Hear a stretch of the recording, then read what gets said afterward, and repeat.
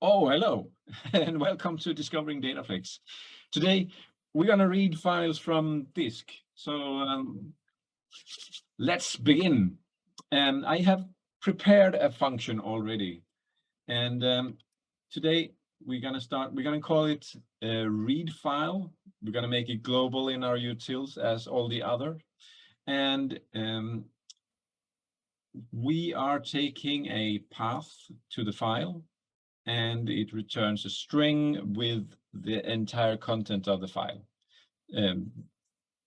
Just because in the normal case, the files are small enough to read into a string.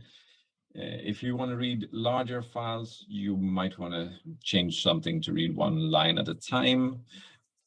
But yeah, we need to open a channel. So we have an integer for that. And then we have some variables to keep track of our strings that we're going to work with, and a handle for the application to get the workspace, as we did with the write file. So we get the home directory, and we concatenate with a minus just to avoid any spaces.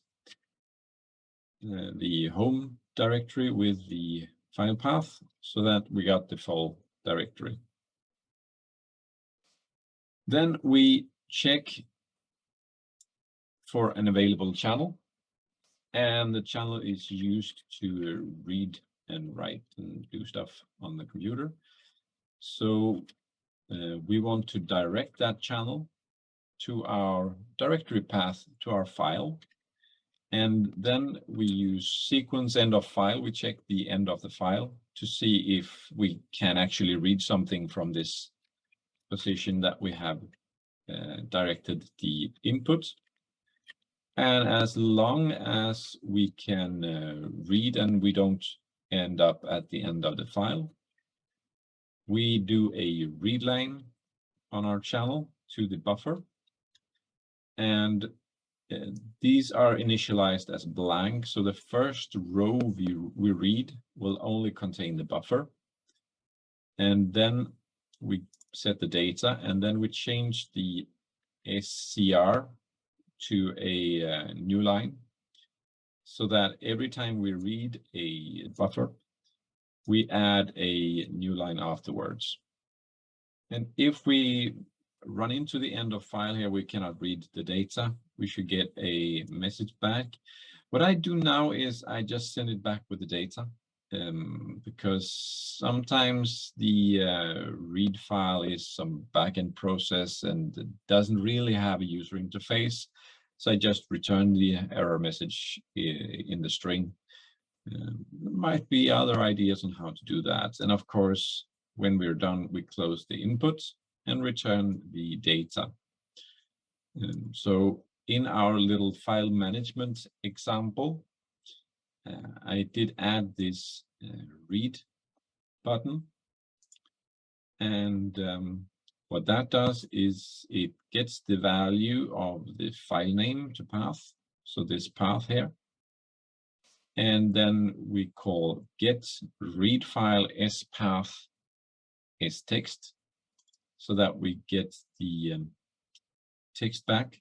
And then we update the data form down here, the web edit one with the text. So we should be able to read what's in the file. I've also created a file in a folder here called data.txt, and it contains some data that we want to read. So now let's check out the application, and we have our path, my logs, and backslash data.txt. We click read, and we get the data that we had in the file. What now if we pick another file that doesn't exist? We read and then say couldn't find that. Or if we put some completely different folder in front and try to read we also get that. We cannot read that. Even here, we can read that. So that works.